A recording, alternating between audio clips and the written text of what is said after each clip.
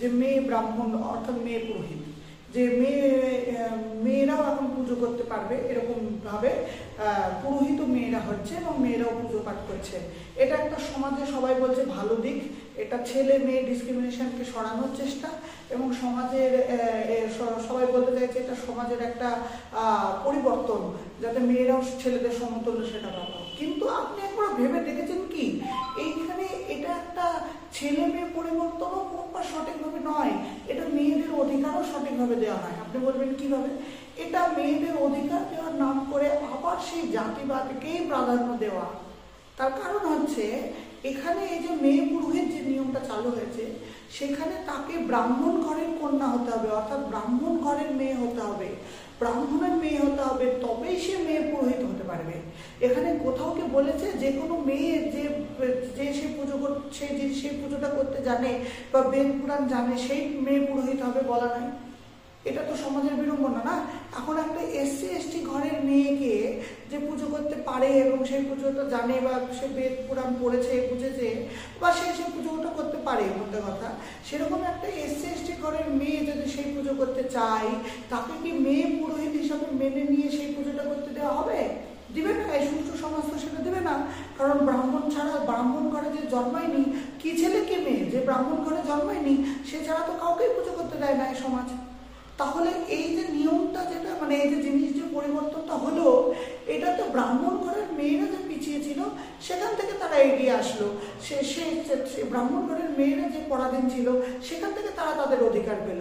কিন্তু এটা ব্রাহ্মণদের একটা রিভলিউশন, ব্রাহ্মণদের মধ্যে যে পরাধীনতা সেটার একটা উন্নতি হলো।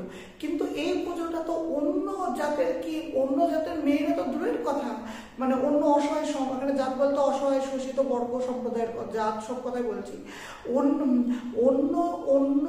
অন্য শোষিত বর্গের সম্প্রদায়দের মেয়ে তো দূরের কথা, তাদের ছেলেরাই পর্যন্ত পুজো করতে পারে না, শুধুমাত্র ব্রাহ্মণ ঘরে যে জন্মেছে সেই পারে।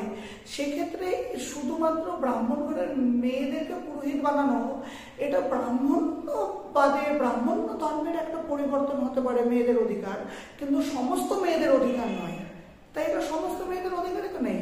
এখানে অন্য জাতের কি ছেলে কি মেয়ে কাউকে পুরোহিত করা হচ্ছে না, এসসি এসটি কোনো মেয়েকে বা ছেলেকে পুরোহিত করা হচ্ছে না। তাহলে এখানে অন্য সমস্ত মেয়েদের তো এটা পরিবর্তন, মানে সমস্ত মেয়েদের অধিকার দেওয়া হলো না, শুধু ব্রাহ্মণদের মেয়েদের অধিকার দেওয়া হলো।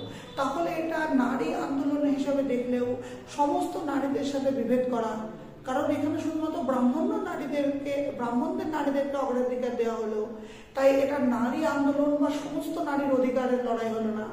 এবং এখানে সমস্ত ছেলেদেরও অধিকার লড়াই হলো না, কারণ এখানে ব্রাহ্মণ ছাড়াও অন্য জাতের ছেলেরা তো পুজো করতে পারে না, অন্য জাতের মেয়েরাও পারে না, কিন্তু ব্রাহ্মণ জাতের ছেলে মেয়ে সবাই পুজো করছে।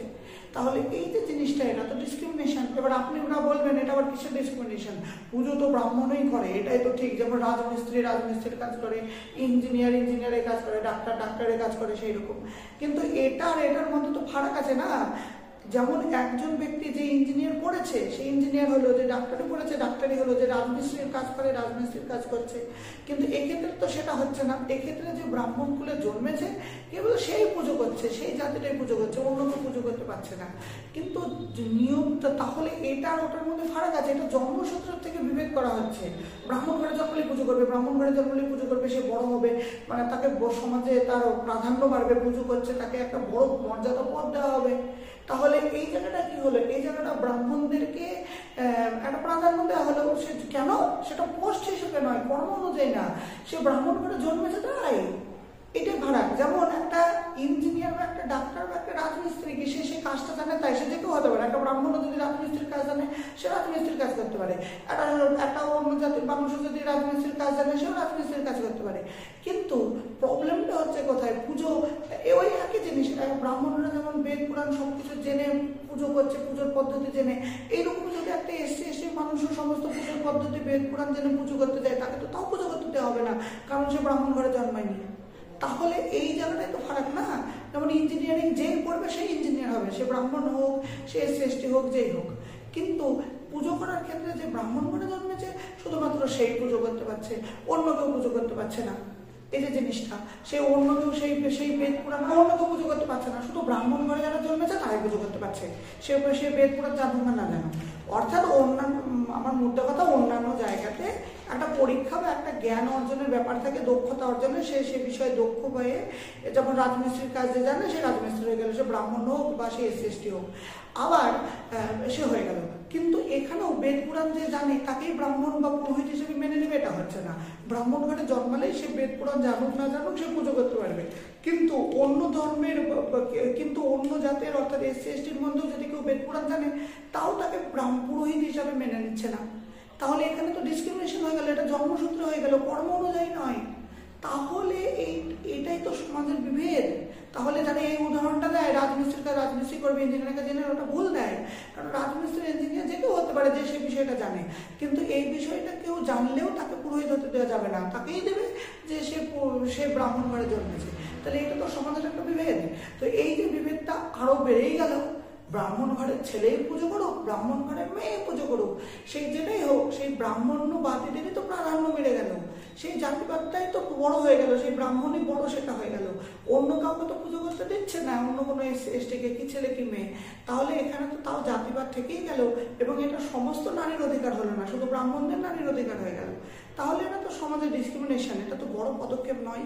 পদক্ষেপটা এটা নিতে হতো যে কি ছেলে কি মেয়ে, মানে ছেলে মেয়ে বিভেদ না ভেবে যে পুজো করতে জানে এবং যে পুজো পদ্ধতি করতে সক্ষম, যে সেই জ্ঞানটা রাখে পুজো করার, বেদ পুরাণ যাই হোক, সেই ব্যক্তি, সে SC হোক, ST হোক, ব্রাহ্মণ হোক, ছেলে হোক, মেয়ে হোক, সেই পুজো করতে পারবে। অর্থাৎ নিজের পুজো নিজে করতে পারবে,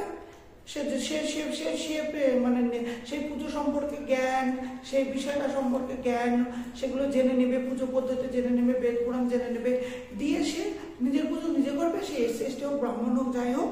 অথবা সে যদি কোথাও পুজোও করে এবং সে সেখানে পুজো করবে, সেই মানে একটা সেই SC/ST হোক, ব্রাহ্মণ হোক, যেই হোক, নিজের পুজো নিজেও করে নিতে পারে। আবার সে অন্য কোথাও কেউ যদি পুজো করে, হয়তো যে পুজোটা করছে সে পুজোটার পদ্ধতি ঠিকঠাক জানে না, অন্য কেউ জানে, এবং সে যে জাতেরই হোক, সে SC/ST ব্রাহ্মণ হোক, ছেলে হোক, মেয়ে হোক, সে গিয়ে সেই পুজোটা করে দেবে। অর্থাৎ আমার মূল কথা হচ্ছে, মানুষ যে জাতেরই হোক, SC/ST ব্রাহ্মণই হোক, সে ছেলে হোক, মেয়ে হোক, যেই হোক, সে নিজের পুজো নিজে করে ফেলবে, বা যেখানে অন্য কোনো জায়গায় যদি পুজো করতে হয় সে করে ফেলবে সে পুজোটা। অর্থাৎ সেক্ষেত্রে SC/ST ব্রাহ্মণ, ছেলে মেয়ে কোনো ব্যাপার না, যে কোনো জাতেরই হোক, সে বিষয়ে দক্ষ অভিজ্ঞ হলেই হবে, এটাই হচ্ছে ব্যাপার। তো এই নিয়মটা যদি হতো তাহলে মানতাম যে সমাজে একটা পরিবর্তন হয়েছে, একটা সমাজে ছোট বড়, যে ব্রাহ্মণরা উঁচু, অন্যরা ছোট, যে সমস্ত ডিসক্রিমিনেশন এগুলো হেঁটে গেছে, একটা সমাজে দারুণ পরিবর্তনের পদক্ষেপ নেওয়া হয়েছে। কিন্তু এটা তো সে জিনিস হয়নি না। তাই সুতরাং আমি এটাকে সামাজিক একটি প্রকল্প বা সামাজিক বিভেদ দূর করার জিনিস এটা নয়, এটাই আমি বিশ্বাস করি। আমি চাই এইভাবে যাতে সমাজে বিভেদ না থাকে, এই যে জিনিসটা একটা সমাজে এক প্রকার বিভেদে থাকছে, তাই চাই আমি যেভাবে বললাম সেইভাবে যদি সমাজে বিভেদ না হতো তাহলে আমি খুশি হতাম। তো যাই হোক, আপনারা সচেতন হন এবং এই বিষয়টি সম্পর্কে একটু গভীরভাবে আলোচনা সমালোচনা করুন এবং জিনিসটাকে ভালো করে বুঝুন, এবং আমি যেটা বললাম সেটা বোঝার চেষ্টা করুন। নমস্কার বন্ধু।